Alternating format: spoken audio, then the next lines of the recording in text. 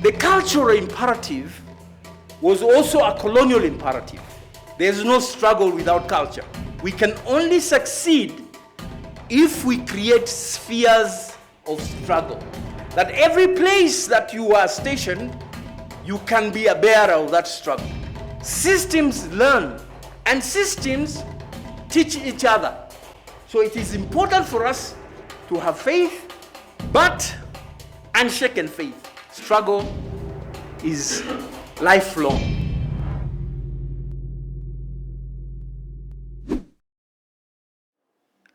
Professor Issa Shivji called a number of us to the Mwalimu Nyerere Foundation, and some of us were very happy to go because there were two Kenyans who were being celebrated, Abdul Latif Abdallah and Michere Mugo. And Michere Mugo reminded us that we can only succeed if we create spheres of struggle. Not one struggle, not two struggles, but spheres of struggle. That every place that you are stationed, you can be a bearer of that struggle. If you are in fashion, if you are in the food industry, if you are in the military, you can become that sphere of struggle there. And if we embrace that, it takes away one-dimensional definition of what struggle is. And if somebody doesn't fit in your conceptualization of struggle, then they are sellouts, or they are going nowhere. So you create your own spheres, many spheres of struggle. There are those who will be struggling in culture. There are those who will be struggling in film. There are those who will be struggling in music. There are those who will be struggling in politics. And we should not give up. We who work in culture embedded a lot of culture in our Constitution 2010. And if we had learned not to make the mistake of labeling them culture, because if the minute we have labeled it culture, it was taken away. So if you go to Boma's draft, there's a whole chapter on culture. If you go to the 2010 Constitution, it's no longer there. But we sneaked in the chapter on the judiciary, and I say this because our former CJ is here, the Honorable CJ. We sneaked in alternative conflict resolution mechanism. Culture people. That's where we wanted you to work with culture to resolve some of these issues. There were no jails before the other found us, and in their language discovered us.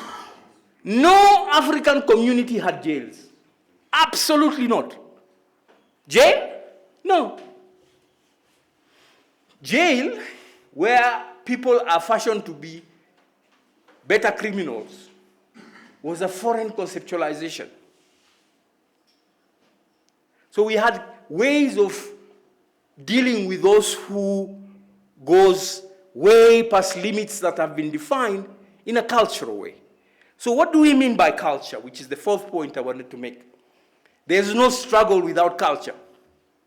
Absolutely no struggle without culture. What we have allowed is for the marginalization of the cultural contribution to our struggles. Malcolm X, in one stage of his life, he was against people singing. He says, no, we don't want to sing, we want action. But I think he didn't realize that that singing was being used for not only solidarity, but for education, but also for mobilization. In Kenya, we sing about the Mapambo Mbano song, but there are many others. Niale, ale, mambo, niale, oh, niale, niale, ale, mambo, ya. Niale, niale, ale, mambo, niale, ale, niale, ale, mambo, ya ukoloni. And it used to put fear in the police when they had people singing. The same way, they were scared of Muslim. Wakasema, ukisikia anasema, hakibaru, toroka.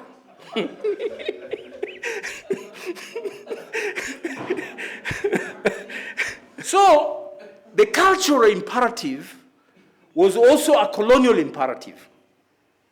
The socialization process, the whole of the socialization process, culture, education, religion, you can think anything about it.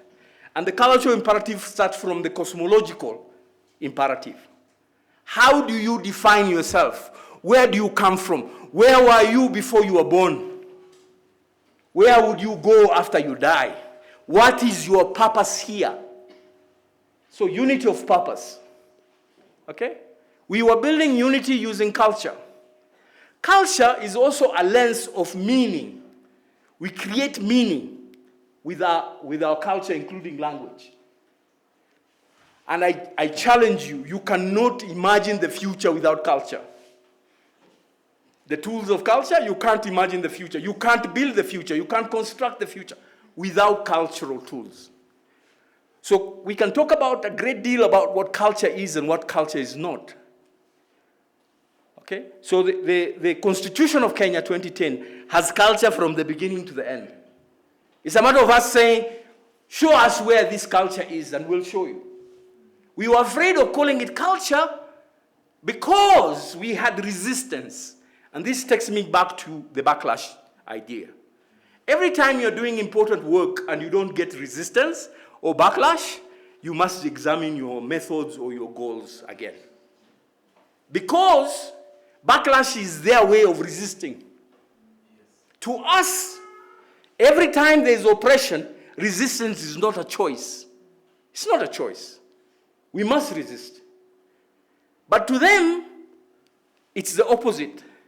When they see your resistance, then they say, we must understand this. One of the great lessons that we have taken and embraced ourselves, but not enough of us have done it, is that oppressive systems learn. They have an inherent internal mechanism for learning and adapting. But we still use the same methods. And we say we are going to demonstrate, and our numbers are being depleted by every day. But in the end, we are only 10 of us. Because systems learn. It's no longer black and white. There is gray. And systems teach each other. So the system in Zimbabwe talks to other systems in Africa. And they share. Somebody even talked about a great deal and published a paper on how the law concerning civil society in Ethiopia inspired other laws in other African countries. So they learn, they talk to each other, they adopt best practices.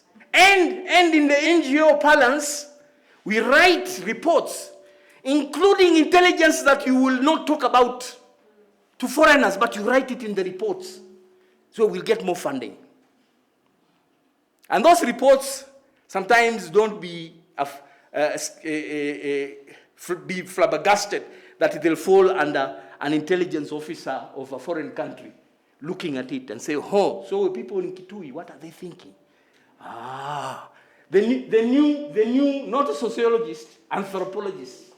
We draw a distinction between the role of anthropologist and sociologist. The new way, you know how they were invited and told, keep them at a distance. And at that distance, they are watching you, learning your language. In fact, if you want to credit them, some of them were the first ones to write our own dictionaries. Huh? Rebman was the Swahili dictionary of Rebman. Okay? So they study us like animals. I'm sorry to use that language, but they study us and say, oh, what is it that scares them? What is it that pleases them? And they make laws and say, create a law that stops African from excessive dancing. So a statute is created to stop you from excessive dancing. A statute against drinking. There's a law, right? And when he talks about commercialization and monetization of ideas, people wrote to me and others called me and said, did you see, Zein, did you see? They have even appropriated Hakuna Matata. I said, look, it was theirs from the beginning. This is what Africans don't know. This is what we Kenyans don't know. Hakuna Matata was never our idea. Never, ever. Yeah? Mzungu had learned what is trouble in Kiswahili. They told him it is matata. So, you know, all of them were bwanas. Bwana Shauri, Bwana Afya, Bwana Kilimo. So DC ODO will come and find more than two. If they find more than two Africans who are not related by birth, they'll ask, iko matata hapa? Hakuna matata bwana. I challenge you, there is not a single Kenyan or East African community that used to greet each other with Hakuna Matata. None. None whatsoever. So, this cultural imperialism is part of that problem. I was a member of the East African Legislative Assembly. Yes, I was. Absolutely. And I'm very proud, not in a negative way, of my contribution there. If you see what we were trying to do, you will see that we were continuing with the deconstruction and construction process. I went to an East Africa where the largest water mass is still called Lake Victoria. It's called Lake Victoria. As if our people don't know what Lake Victoria was called. And as soon as we started that debate of renaming it, I was in Uganda in a restaurant having a meal, and the lady who owns that hotel, that small hotel, came to me and told me, I hear you are so and so. I said, yes, madam, I am. Said, you are a good man, but you are doing very bad things. I said, what do you mean I'm a good man doing bad things? What have I done, madam? I apologize in advance, without even knowing what I have done. And she said, you want Lake Victoria to be given a different name? I said, yes, because it offends me, it being called Victoria. He said, no, here in Uganda we will not accept. So I said, okay, now I want to learn why you will not accept. And he said, you know the old name here in Uganda was Nalubale. Do you know what Nalubale is? I said, no. It means evil spirit. And I am a Christian. So I said, no, madam, we don't need to call it Nalubale. I know some people call it Sango. Some people call it other things. Can we call it Jumuiya? I said, oh yeah, we can call it Jumuiya, that's okay. But it is negotiation. I'll give you another story. We went to the border of Kenya and Tanzania in Namanga to bring together the Maasai in Tanzania and the Maasai in Kenya, who had issues with their governments, both in Kenya and Tanzania. A Maasai from Tanzania, an old man, who everybody agreed was going to speak for both communities in both sides of the country. And he said, Munakuja kutuletea hii mambo yenu ya siasa. Sasa munasema ng'ombe yetu haitoki Kenya, wala haitoki Tanzania, wala kubadilishana. Sisi hatujui mpaka yenu. Hii ardhi tulipewa na Mungu toka dunia ianze. So he was saying, for those who don't speak Kiswahili, he was saying, we don't recognize your borders. God gave us this land. And our animals know this land. And we know this land from the beginning of time. So, it is true what you're saying. Our people are ahead of us in their conceptualization of our unity. Our people are way ahead of us in not recognizing colonial constructs. They have constructed their own reality. So it's up to us to say, how do we walk fast enough to reach where our people have been? When we said we wanted the summit to make Kiswahili a formal language, you know, under the treaty, it is a lingua franca. But it's English that is formal. And there are people who said, I wish I could express myself in Kiswahili in this house. We started that process. We started a process of dealing with corruption. We started a process of removing non-tariff barriers. And what do they mean by non-tariff barriers? Wanawekea kerea ndio msivuke mpaka, wala msifanye business. Just that.